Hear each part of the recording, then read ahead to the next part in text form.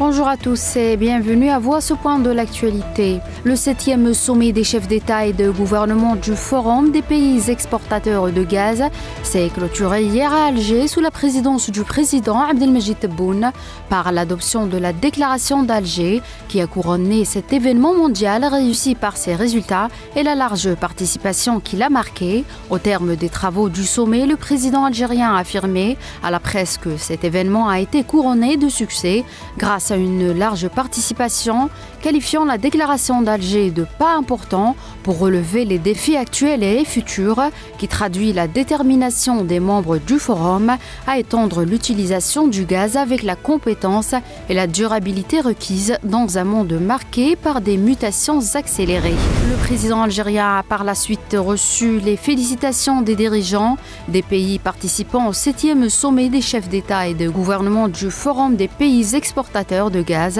pour le succès de cette rencontre. Je cite: « Je voudrais vous remercier pour votre forte présence et pour l'intérêt que vous avez accordé aux travaux de ce sommet qui a été couronné de succès grâce à tous les participants et à la corporation médiatique. »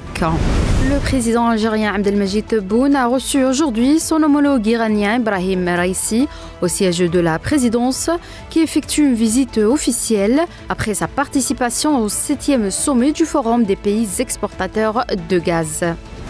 En Palestine, au moins 14 Palestiniens, dont 6 enfants, sont tombés en martyrs ce dimanche dans une frappe dans l'est de Rafah, dans le sud de la bande de Gaza, au 149e jour de l'agression génocidaire contre l'enclave. Plusieurs autres Palestiniens sont portés disparus suite aux bombardements menés par les avions de guerre de l'occupant sioniste qui ont ciblé des maisons à l'est de la ville de Rafah. Le chef de l'Organisation mondiale de la santé, Tedros Adhanom Ghebreyesus, a affirmé aujourd'hui que les rapports faisant état d'un bombardement de tentes pour les personnes déplacées dans la ville de Rafah par l'aviation sioniste au sud de la bande de Gaza sont des nouvelles honteuses, appelant une fois de plus à un cessez-le-feu immédiat dans l'enclave palestinienne.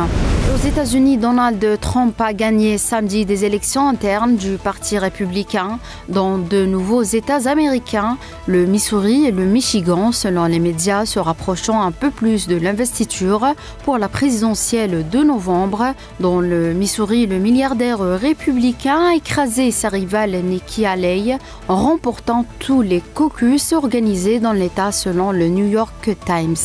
Une soirée réunissant à Toronto le Premier ministre du Canada, Justin Trudeau, et son homologue italienne Giorgia Meloni a été annulée samedi pour des raisons de sécurité, a indiqué le bureau de Trudeau, alors qu'une manifestation de soutien avec les Palestiniens se déroulait près du lieu de l'événement. Selon les médias canadiens, des centaines de manifestants pro-palestiniens s'étaient rassemblés devant le musée des Beaux-Arts de l'Ontario, en plein cœur de la métropole canadienne.